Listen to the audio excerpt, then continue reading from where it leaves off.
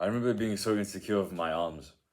So I used to be bought such nice shirts, very, very nice shirts. And I'd put them on and the sleeves would be loose. Size small used to be big for me. This is how I went from 12.5 inches to 16.5 inch for my arms, and how this will work for you. And if you implement what I say, and if you take your time with it, you will get the results you need. Now my arms are one of my best muscle groups and the go-to muscle groups I flex to get the validation and attention and attention from people. Now this is what worked for me. Number one, use exogenous steroids. I'm joking. I'm joking. But you should know that there are two muscle groups that make the arm look good. There are actually three.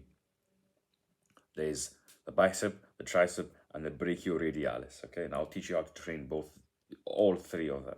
So let's start off with triceps. Now, I go for a different approach with triceps. So everyone told me, train your lateral head, train your medial head with tricep push downs and dips. Okay. So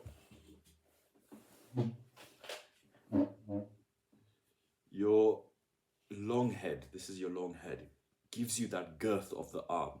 Okay, your long head gives you that big girth of the back of your arm. So naturally, you should prioritize it more than you do the other heads of the tricep, because your lateral head and medial head will grow either ways from all your benching movements. Okay, all your benching movements and all your pressing movements. Okay, they will grow either way. The stronger you get on your bench and your presses, the stronger your I don't know which is, but medial lateral head, yeah, the stronger they will get. Okay, but your long head is the one. This one, you see this one? The long head is the one that does not get the most attention. So prioritize it. For this one, this is what I do. Okay, I'll either do dumbbell extensions, or I'll do cable tricep extensions. So like this. So you get the cable and you do this, or you do this. So here's a trick now. Okay. You start with your working weight. You find your working weight, that may be 30 kilos if you're strong, 25, 20, whatever. Start with your working weight and get it to failure. Forget about this rep and reserve nonsense. You won't be pushing yourself if you think about, oh yeah, I should have 2 reps in reserve. No, just take it to failure. And if you, okay, you may not get the best results. You may also get the best results, but the maximum at which you can tolerate failure increases week by week if you take everything to failure. Okay, so you should go to failure in every set now. Now that's classified, let me show you exactly how, and let me tell you exactly how I train. So you get your working weight, do your working weight to failure, okay? Then immediately change the weight, drop the weight again, do it to failure, drop the weight again, do it to failure, failure. Now we have basically essentially done a drop set. In basically a drop set, I count that as 1 set. Then once you've reached the lowest weight, and once you feel your tricep doing this, you can rest now for 2 to 3 minutes and do that again 3 times. And it's okay if you lower the weight. We just want you to feel the burn in your triceps. Okay, now that's triceps done.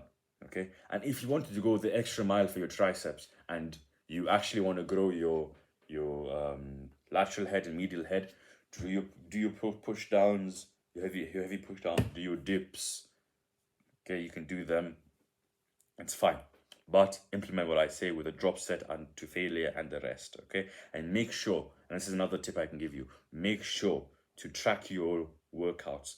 I don't track my workouts on apps and on digital apps and mobile, whatever. I take pen and paper. I have a book. I write them down so that the next time I come to the gym, I have a goal written for me to beat, a goal weight or goal rep count. Okay, that's triceps done. Now with biceps, the fun part. Okay, now biceps give you that peak. Okay, you see that peak? That's what biceps give you.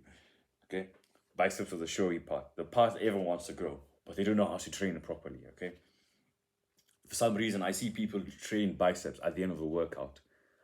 Your biceps will be weakened after that, okay? So what I do is I give them a separate days, okay? So my triceps and biceps get 2 separate days of the week for me to train them and give them my full attention. This has given me the best growth, and it will give you the best growth as well. And I guarantee you, if you don't get the best growth, then you can unsubscribe my channel and dislike every comment. Dislike everything and comment, and yeah. So with biceps, what I do with biceps is I do cable preacher curls, okay? Cable preacher curls and single arm dumbbell preacher curls, okay? Now, with cable preacher curls, it's the same thing with tricep extensions. You pick your working weight, and after you've hit failure on that, drop it again. After you've hit failure on that, drop it again, till you've reached the lowest weight, okay? Then rest, and then do that again, and it's okay to drop the weight, okay? Now, with single arm preacher curls, this is where it gets interesting. So allow me to demonstrate, okay? Allow me to demonstrate.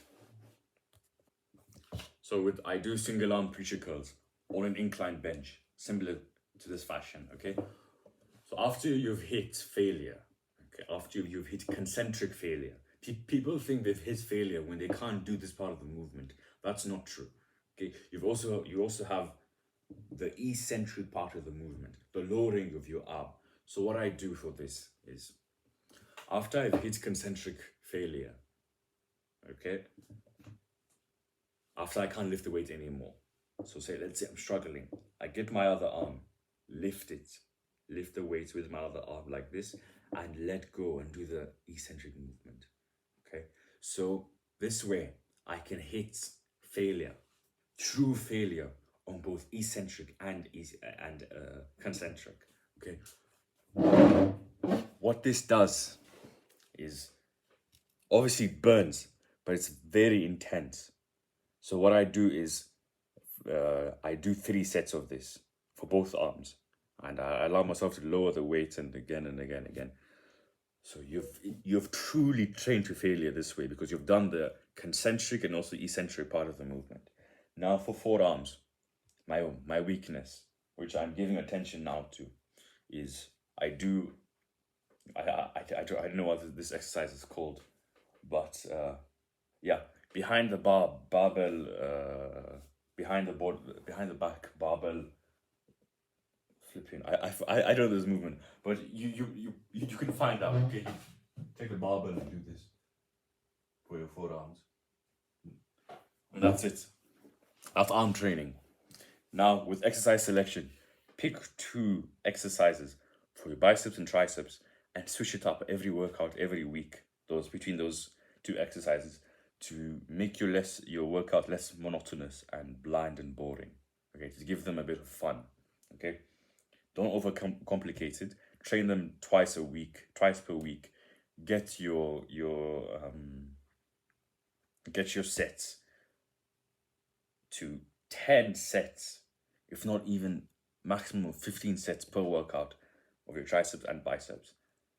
Do this and come to me after a year of doing this. And if you don't increase your bicep size, like I said, dislike all my videos, unsubscribe, and leave hate comments. I'll take the hate. I'm joking, don't do that. But that's just how much conviction I have with this method of training. Okay, give them your attention, give them the volume they deserve, and you'll have that double bicep, those double arms like Arnold had. Okay, and that's it for arm training. That's how I grew my arms from 12.5 inches to 16 inches, 16.5 inches with a pump. Over and out.